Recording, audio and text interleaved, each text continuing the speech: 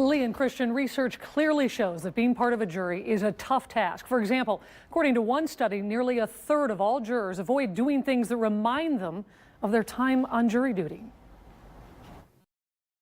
The statistics show that sitting on a jury, whether it's a murder case or not, is a difficult thing to do. About 70% of all jurors do feel some sort of stress while going through the jury process. Dr. Victoria Kelly is an assistant professor and the director of the general psychiatry program at the University of Toledo.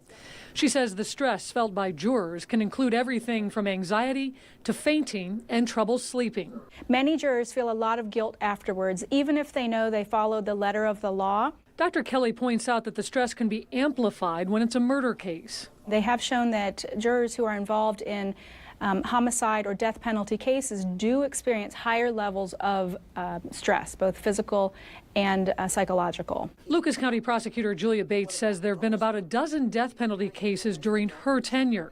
3 of the convicted killers have been put to death. Of course, capital cases are very long, arduous, difficult for everybody. Lucas County has a new comfort dog named Ezra that's brought in to help witnesses and victims moving through the court process.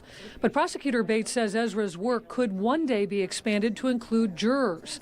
Bates would also like to see other programs for juries. We often wondered if we shouldn't have some sort of a service available to jurors who've been through an emotional case, how they are able to unwind and they are able to sort of detox afterwards. While studies show it's a stressful job for most people, there is encouraging news. The vast majority of people who participate in the jury process actually do fine and don't have any residual long-term difficulties.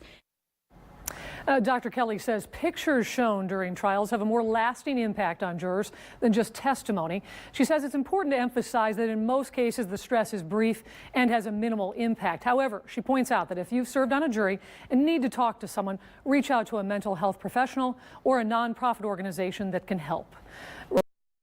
Live, Lisa Guyton, 13 ABC Action News.